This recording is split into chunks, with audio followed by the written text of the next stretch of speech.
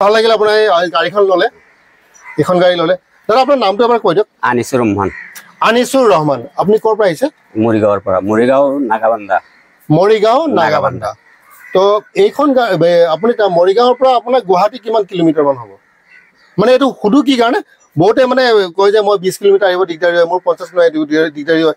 ইমান দূৰ সেইকাৰণে আচলতে সুধিছো ধৰক 140 টকা ভাড়া লয় কিমান কিলোমিটাৰ হয় আমি মানে 140 টকা আপোনাৰ ভাড়া লয় 150 কিলোমিটাৰ মান হ'ব ঠিক আছে এইটো 150 মান আপুনি ধৰি ৰাখক তো এইখন গাড়ী বা আপুনি ললে এটা প্ৰথমে আপোনাক সুধিছো আপুনি কিমান টকাত গাড়ীখন ললে 3 লাখ টকা 3 লাখ টকাত গাড়ীখন ললে এখন আপুনি কেছত ললে নে ফাইনান্সত ললে ফাইনান্সত লৈছে কোনটো ফাইনান্সত লৈছে ক'ব নেকি হেতু নামটো তো আমি নাজানো ক'ব ঠিক আছে ফাইনান্সৰ নামটো মই গম পাওঁ ফাইনান্সৰ নাম ইণ্ডোষ্টাৰ ফাইনান্স কোম্পানী তো এইটো আমি আচলতে কৈ দিওঁ কোন ফাইনান্সৰ পৰা লৈছে তো কিমান বছৰৰ কাৰণে ললে 2 বছৰৰ কাৰণে 2 বছৰৰ কাৰণে ললে আৰু ইয়াৰ আপোনাৰ ডাউন পেমেন্ট কিমান 1 লাখ টকা দিছো 1 লাখ টকা ডাউন পেমেন্ট দিলে আৰু আপুনি সব মিলে আপোনাৰ 3 লাখ টকা আপোনাৰ হৈছে বাকি কিনা আপোনাৰ ফাইনান্স হ'ব 2 লাখ টকা আপোনাৰ ফাইনান্স হ'ব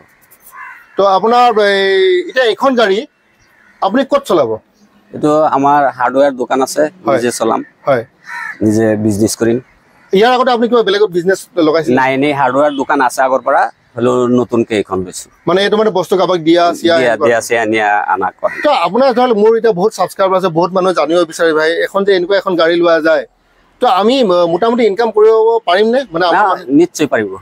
তো কিমান মান আহিব পাৰে মান্থলি আৰু আপোনাৰ যদি ইনকাম এনে যে এটা মানে এপ্ৰক্স হয় যে ইমান টকা আহিব পাৰে যাতে বাকি মানুহখিনি যদি মোটিভেট হয় এনেকুৱা এখন গাড়ী লৈ তেওঁলোকে যদি বিজনেস কৰিব ধৰক ডেইলি 3000 4000 আহিব লাগে 3000 দিলে মই 4000 লগত 3000 আপোনাৰ ধৰি লওক মাহত 90000 টকা মাহত 90000 টকা আৰু ইফাল কাটাকাটি কৰি যদি মই কওঁ 70000 টকা এখন ইনকাম কৰিব পৰা যায় 70 পৰা 60000 টকা বা তাতকৈ কমাই দিলো মই 50000 টকা সব কমাই দিলো মই 50000 টকা এখন আপুনি ইনকাম কৰিব পাৰে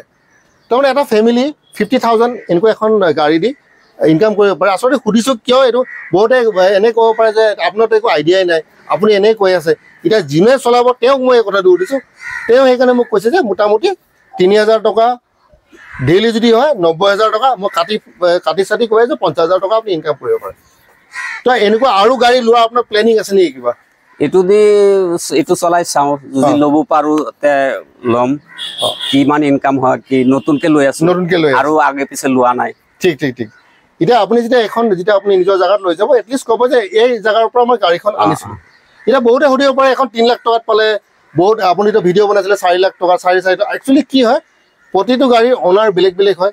কিছুমান মালিকৰ দাম 4.5 লাখ টকা কিছুমান থাকে 2 লাখ 60 কিছুমান 3 লাখ টকা 3.5 লাখ টকা হেতু দেখো কয় একো লাভ নাই ইয়াত মালিকৰ কথা মালিকে কিমান টকা ডিসকাউন্ট দিয়ে আমাৰ কাম হৈছে তেও যেটো দাম কয় হেতু আমি ক তাতে যদি কাস্টমাৰ লব বিচাৰে লব যদি নলে আৰু এটো বেলেগ কথা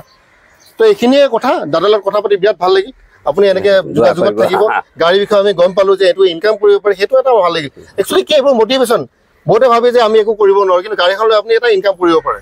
আপুনি চাই এটা নতুন গাড়ী কিনিব গলে মোটামুটি এখন 8 পৰা 9 লাখ টকা আপুনি 3 লাখ টকাত পাইছে না ঠিকই আছে নতুন বিজনেস আপোনাৰ তো আপোনাৰ বিজনেস ভাল হক তাৰ আখাৰে আপুনি যাওক সাকসেস হক আৰু দুই এটা ৰেফাৰেন্স আমাক দিব ঠিক আছে ধন্যবাদ